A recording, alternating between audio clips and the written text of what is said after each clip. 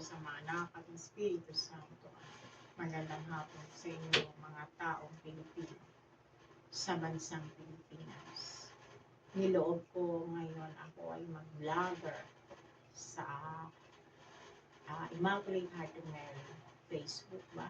Sa YouTube. Bakit nasa likod ko larawan ng Immaculate Conception? Dahil nga siya ang patrona ng bansang Pilipinas.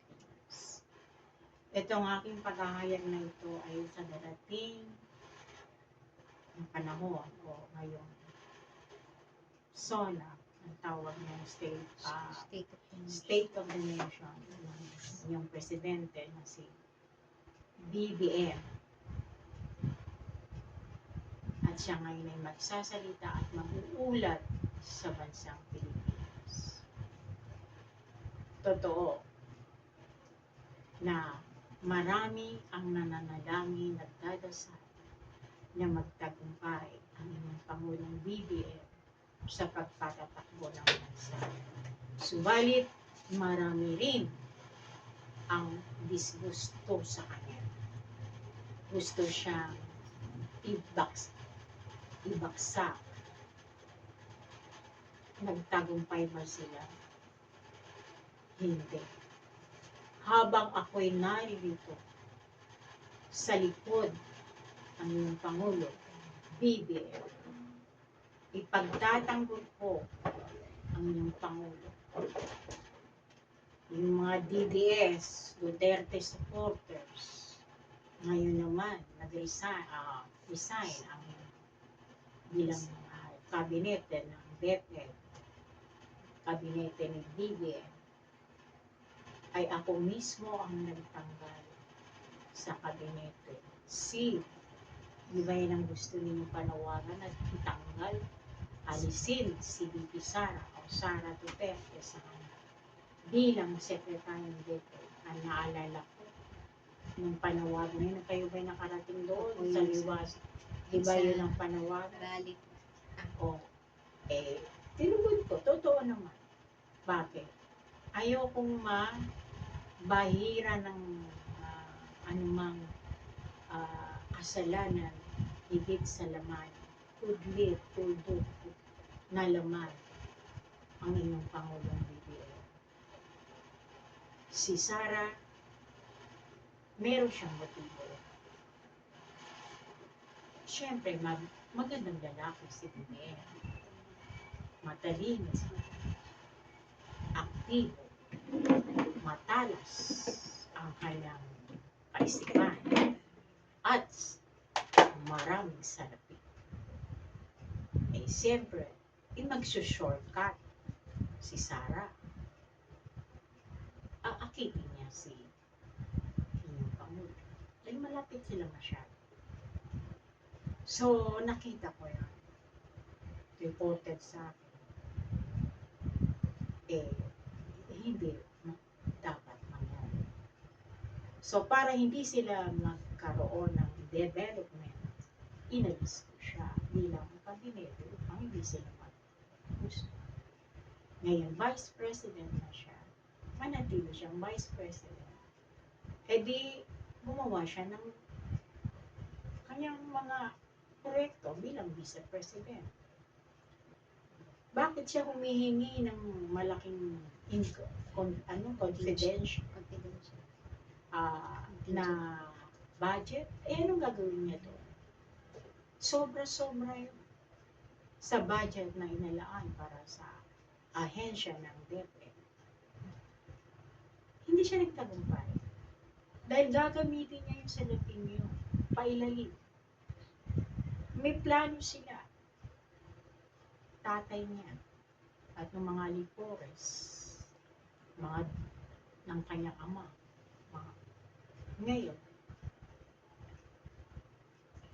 na hindi nila pinaniwalaan si BBM doon sa ICC na yan. Hindi ito, maghanda tayo. Kung ano man ang mangyari, si Duterte ay i-warrant of arrest. Lalaban tayo. So, yung confidential na yun, yun ang kanyang gagamitin, panglaganap. Hindi mo pupunta yun sa mismo ehensya ng death. Kaya, hindi siya nagpapay. Simula na, unti-unti siya lumalayo. Dahil ako ang nasa likod ni Bill. Nakikita ko ang lahat. So ngayon lumalabas. Talagang balak talaga nila igupo ang mga presidente. O ngayon, naniwala sila sa one name. Sino ba yung military na ukod? Yun. O, naniwala sila. O yung kanyang kapartner na si Kibuloy, kunyari appointed siya. Totoo na mga appointed siya. Ayon sa kanyang sarili. Eh, lumaki ang ulo. Yumakap sa salapi. Nandun pa ba ang Diyos? Wala na Diyos doon. Dahil yan si Kibuloy, maliit pa yan. Talagang inapon, talagang inari siya ng ama na maging isa sa mga gagamitin ng ama. Doon siya sa mga ilang, lumaki yan, doon sa ilang. Pero itong narito na siya, nakilala na siya, at marami na siya naniniwala sa kanya, ba, nasilaw siya sa lapit. Kaya yun ang nangyayari. Lahat ng mga tumatayong organization, Kristiyano, born again, sa umpisa maganda, pero dumarating ng panahon, nawawala na, nasilaw na sa salapi. Eto namang mga taong tagasunod, sige, bigay. Hindi nila alam, wala na yung Diyos sa kanya. Tao na yan. Kaya mag-iingat kayo kung sino yung sinasamba niyo, yung mga iniidolo, yung mga tao. Dahil akala niya, nasa kanya ang Diyos. Wala na. Dahil umibig na sa salapi. Pag yan ang nangyari sa isang tao, o pari man siya, o sino mang organization, o pastor man siya, pag yan ang nangyari, na guhom sa salapi mula sa kanyang mga tawag ng tagasunod, si Satanas na ang papalit. Marami ngayon sa inyong panahon ngayon. Ngayon, tungkol naman dito sa mga Romano Katoliko o si Jessa, Romano Katoliko. Sige, simba, bigay sa simbahan. Tulog niyo yan.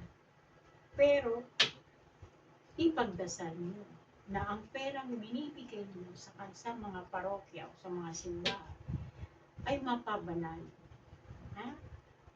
Sapagkat yan ay nagmula sa pawis, dugo at pawis niyo yan, na idinudonate niyo, maliit man na donasyon para sa simbahan, ay naggaling sa inyong pawis at dugo.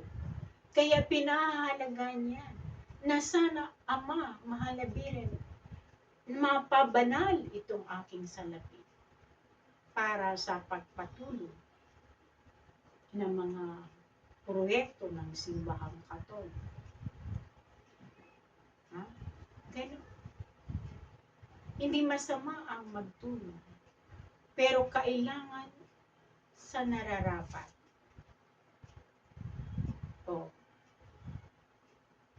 Ngayon, nawawala na ang sagrado ng misa sa simbahang Romano. Gawa nga ng dinudukduk nila sa kamay ng isang tagasamba ang katawan ni Kristo. Lalapas tangan nila, sino-sino lang nakahawak. Katulad ng isang narinig ko, na-report sa akin. Isang lay minister ba yung katuwag ng paring minister? Aba, linggo, nagbibigay, nagsusunod. Pagkatapos mag-serve, punta ng sabungan. Tama ba yun? Nagsasabog. Isa na namang lay minister. Paglinggo, umiingin, naninigari. Tama ba yun? Matapos mo hawakan ng sagradong katawan na wala na nga dugo, katawan na ni Kristo. Ay pagkatapos niya, punta ka na doon sa ganito, yung kamay niya. hinawakan mo ang katawan ni Kristo. Ngayon, ibibigay mo ang kamay mo sa kasalanan. Lapastangan. Eh yung pare, anong gagawin sa pare? Dut-dut ng dut-dut ng pare. Ayaw nang tanggapin ng mananamba. Dut-dut pa rin siya. Marami naman yun. Anong ginagawa ng pare? O anong kasalanan niya? Ha? Eh hindi kasi, yung sa palad lang. O wala naman nagreklamo. Meron ba nagreklamo? O di ba sabi ko sa inyo, umiwas na lang kayo. Ay kung may nagreklamo yan, na hindi pwede. Na idudot mo sa kamay ko na ayaw kong tanggapin. Bakit ayaw sa bibig? Nilapastangan mo kahit paano ka. Nilapastangan mo ang katawan ng Diyos. Sino ngayon ang may lakas na loob na sumagot ng gano'n? Eh, nanatili kayong gano'n. So, magsimba kayo, pero hahanap kayo ng parin diretso sa bibig niyo. Dahil, pag kayo'y tumanggap sa kamay, kinonsinti niyo ang kasalanan ng pare, damay pa kayo.